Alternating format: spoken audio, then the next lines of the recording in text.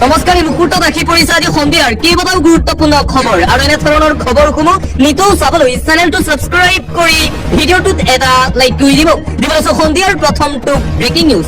নিৰ্বাচনৰ ফলাফল ঘোষণা কৰাৰ পূৰ্বে বিজেপিত ভয়ংকৰ ঘটনা ঘটিছে অসম বিধানসভা নিৰ্বাচনত। ফলাফলৰ পূৰ্বে এনডিএ বিজেপিত এতিয়া হাহাকাৰ। গাদ্দাৰ চিপ্ৰাংমৰা নেতা বিচাৰি এনডিএ প্ৰাৰ্থীৰ অভিযান দেখিবলৈ পোৱা গৈছে। বিজেপি অগপ সকলোতে ওলাইছে এতিয়া চিপ্ৰাংমৰা বিশ্বাসঘাতকতাক নেতা। গাদ্দাৰ চিপ্ৰাংমৰা নেতাক লৈ শংকিত হৈ পৰিছে এনডিএৰ প্ৰাৰ্থী। চিপ্ৰাংমৰা নেতা বিচাৰি চলা অভিযানৰ মাজতে এনডিএ নেতাৰ তাৎপৰ্যপূৰ্ণ ফেচবুক পোষ্ট। এইবাৰ গাদ্দাৰী নহয় ভয়ংকৰ ঘটনা ঘটিছে যেন পাইছো। ফেচবুকত এই তাৎপৰ্যপূৰ্ণ পোষ্ট বিপিএফ নেতা দুৰ্গাদাস বড়োৰ। আৰু ইয়াৰ পিছতেই ৰাজ্যিক বিজেপিৰ সভাপতি দিলীপ শইকীয়াই এই সন্দৰ্ভত নিজৰ প্ৰতিক্ৰিয়া প্ৰকাশ কৰে। সামাজিক মাধ্যমত নহয়, যি কবলগীয়া আছে দলৰ মজিয়াত কওক। তথ্য প্ৰমাণ দিলে দল বিৰোধী কাৰ্যকলাপত জড়িতসকলৰ বিৰুদ্ধে কঠোৰৰ পৰা কঠোৰ ব্যৱস্থা লোৱা হ'ব আৰু দলৰ পৰা বহিষ্কাৰ কৰি দিয়া হ'ব। ৰঞ্জিত দাস আৰু দিগন্ত কলিতাই সামাজিক মাধ্যমত উত্থাপন কৰা বিস্ফোৰক অভিযোগ সন্দৰ্ভত আজি ৰাজ্যিক বিজেপিৰ সভাপতি দিলীপ শইকীয়াই সংবাদমেলত এইদৰে নিজৰ প্ৰতিক্ৰিয়া প্ৰকাশ কৰে। মুঠতে চিপ্ৰাংমৰা আৰু গাদ্দাৰী নেতাৰ বাবে এতিয়া বিজেপিত আৰম্ভ হৈছে এক প্ৰকাৰ বিসম্বাদ। ইটোৰ পিছত সিটোৰ চাঞ্চল্যকৰ ফেচবুক পোষ্ট কৰি আছে বিজেপি নেতাই। বিজেপিৰ ভিতৰত মতানৈক্য অভিযোগ থাকিব পাৰে। অসন্তুষ্টি থকাসকলে প্ৰমাণসহ দলৰ মজিয়াত সকলো জনালে দলে ল'ব ব্যৱস্থা। বিজেপিৰ অনুশাসন সকলোৱে মানি চলক। বিজেপিত গাদ্দাৰৰ অভিযোগ তোলাক লৈ এইদৰে আজি সৰব হৈ পৰিল ৰাজ্যিক বিজেপিৰ সভাপতি দিলীপ শইকীয়া। আৰু বিজেপিৰ দলত গাদ্দাৰ ওলোৱাৰ পিছতেই বিজেপি দলক লৈ এতিয়া হাকিছে কংগ্ৰেছ নেত্ৰীসকলে। বিজেপিত বিসম্বাদ দেখি কংগ্ৰেছৰ মুখত হাঁহি প্ৰাৰ্থীসকলক কটাক্ষ কংগ্ৰেছ নেত্ৰী মীৰা বৰঠাকুৰে কৈছে বিজেপিত এতিয়া এইবোৰ নৰ্মেল, বিজেপিত এইবোৰ হৈয়ে থাকে। এইদৰে বিজেপি নেতাৰ অডিঅ' কল ভাইৰেল হোৱাৰ পিছতেই কংগ্ৰেছ দলে বিজেপি দলক লৈ ঠাট্টা মস্কৰা কৰিছে। বিজেপি নেতাসকলে এতিয়া গাদ্দাৰী বুলি চিঞৰি আছে। আচলতে তেওঁলোক আটাই গাদ্দাৰ, কাৰণ কংগ্ৰেছৰ লগত তেওঁলোকে গাদ্দাৰী কৰি বিজেপিলৈ গৈছে। বহুত আগতে এয়া হ'ব লাগিছিল। বিজেপিত যি গাদ্দাৰ ওলাইছে আৰু ইজনৰ পিছত সিজন বিজেপি নেতাই এই সন্দৰ্ভত অভিযোগ উত্থাপন কৰি আছে। তাৰ পিছতেই এইদৰে বিজেপি দলক লৈ প্ৰতিক্ৰিয়া প্ৰকাশ কৰিছে কংগ্ৰেছৰ প্ৰাক্তন বিধায়ক শিৱামণি বৰাই।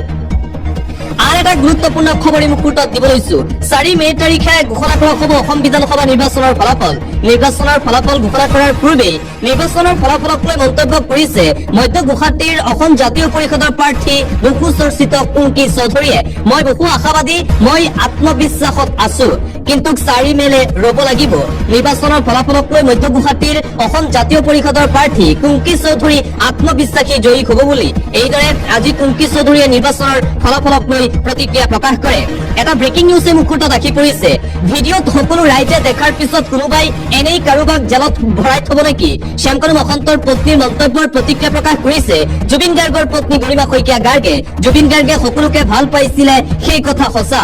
ভিডিঅ'ত সকলো ৰাইজে দেখাৰ পিছত কোনোবাই এনেই কাৰোবাক জেলত ভৰাই থব নেকি? এনেই কোনেও কাকো জেলত ভৰাই নথয় বুলি মন্তব্য গৰিমা শইকীয়া গাৰ্গৰ। জুবিনৰ নতুনকৈ পৰিচয় কৰাই দিয়াৰ কোনো ধৰণৰ প্ৰয়োজন নাই বুলি মন্তব্য জুবিন পত্নীৰ। সেয়া অসমৰ ৰাইজে জানে কোনে কাক ক'ত পৰিচয় কৰাই দিছে। জুবিনৰ প্ৰতিভাক কোনেও ক'তো চিনাকি কৰাই দিয়াৰ কোনো ধৰণৰ প্ৰয়োজন নাই। আইন প্ৰক্ৰিয়া, ন্যায় প্ৰক্ৰিয়াত আমি বিশ্বাসী, আমি ন্যায় পাম। অধিবক্তাসকলে বলিষ্ঠভাৱে নিজৰ কাম কৰি আছে। জুবিন গাৰ্গে অতি শীঘ্ৰে ন্যায় পাব। আমি আশা কৰিছো অতি শীঘ্ৰে আমি ন্যায় লাভ কৰিম। শ্যামকানু মহন্তৰ পত্নী অনিতা ৰেখা মহন্তৰ মন্তব্যক লৈ আজি সংবাদ মাধ্যমৰ আগত এইদৰে প্ৰতিক্ৰিয়া প্ৰকাশ কৰে ঈশ্বৰ পুত্ৰ জুবিন গাৰ্গৰ পত্নী গৰিমা শইকীয়া গাৰ্গে। আৰু আনপিনে জুবিন গাৰ্গে ন্যায় নাপায় বুলি এক বিস্ফোৰক মন্তব্য কৰা হৈছে। ন্যায় নাপায় জুবিন গাৰ্গে। জুবিনে সকলোতকৈ ঘৃণা কৰা মানুহজনে আছিল শ্যামকানু মহন্ত। এটা চাঞ্চল্যকৰ খবৰ, ন্যায় নাপায় মৰমৰ জুবিন গাৰ্গে। শ্যামকানু মহন্তৰ পত্নী অনিতাৰ কথাত সন্দেহ হৈছে। বিজয়ীৰ দৰে হাঁহি মাৰি ফুৰিছে শ্যামকানু মহন্তৰ পত্নী অনিতা ৰেখাই। সেই হাঁহিটো আজিও বাজি আছে সকলোৰে কাণত। জুবিনে সকলোতকৈ ঘৃণা কৰা মানুহজনে আছিল শ্যামকানু মহন্ত। হাত নাখে কিয় কেমেৰাৰ সন্মুখলৈ আহিবলৈ সাহস পোৱা নাছিল? আমাৰ ৰাইজে কেৱল চাইহে আছে এইবোৰ ঘটনা। জুবিন ক্ষেত্ৰ গৈ চাকি বন্তি জ্বলাই লাভ নাই। জুবিন গাৰ্গৰ আত্মাই শান্তি পোৱা নাই এতিয়াও। জুবিন গাৰ্গৰ আত্মাই দুখত ঘূৰি ফুৰিছে। শ্যামকানুৰ পত্নীক কিয় গ্ৰেপ্তাৰ কৰা পোৱা নাই এতিয়ালৈকে? খঙত অগ্নি শৰ্মা জুবিন গাৰ্গৰ বন্ধু পাৰ্থ গোস্বামীয়ে কৈছে জুবিন গাৰ্গে ন্যায় নাপায় বুলি। আন এটা গুৰুত্বপূৰ্ণ খবৰ এই মুহূৰ্তত আহি পৰিছে। বহু জল্পনা কল্পনাৰ অন্তত অৱশেষত আজি ঘোষণা কৰা হ'ল উচ্চতৰ মাধ্যমিক চূড়ান্ত পৰীক্ষা 2026ৰ ফলাফল। 2025 বৰ্ষৰ তুলনাত 2026 বৰ্ষত কলা বাণিজ্য শাখাত উত্তীৰ্ণ হাৰ হ্ৰাস।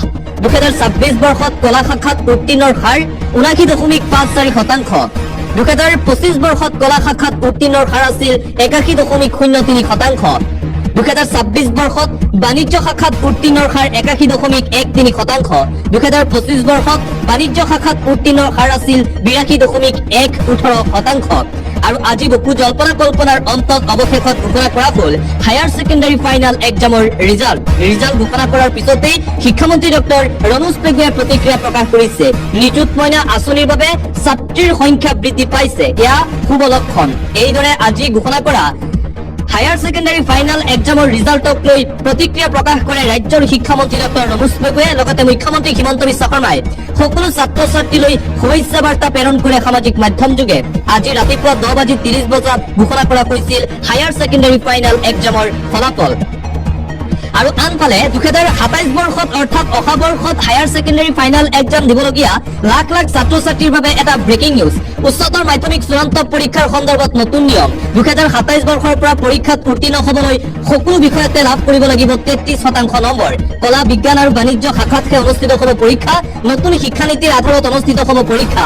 অহা বৰ্ষৰ পৰা 6টা বিষয়ৰ পৰীক্ষাত অৱতীৰ্ণ হ'ব লাগিব শিক্ষাৰ্থীসকল। জুবিন গাৰ্গ সুধাকণ্ঠ ডক্টৰ ভূপেন হাজৰিকাৰ বিষয়ে স্থান লাভ কৰিছে নতুন পাঠ্যক্ৰমত। পৰীক্ষাত তাৰ পৰাই আহিব 5 নম্বৰৰ প্ৰশ্ন। 2027 বৰ্ষত নতুন নিয়মেৰে অনুষ্ঠিত হ'ব উচ্চতৰ মাধ্যমিক চূড়ান্ত পৰীক্ষা। পৰৱৰ্তী খবৰ, সেয়া মোদীৰ ভুৱা গেৰাণ্টি আছিল। ভুৱা গেৰাণ্টি দি মোদীয়ে দিল্লীৰ মহিলাৰ পৰা ভোট লৈছিল। 2025 জানুৱাৰীত প্ৰধানমন্ত্ৰী নৰেন্দ্ৰ মোদীয়ে দিল্লীৰ মহিলাক গেৰাণ্টি দি কৈছিল 8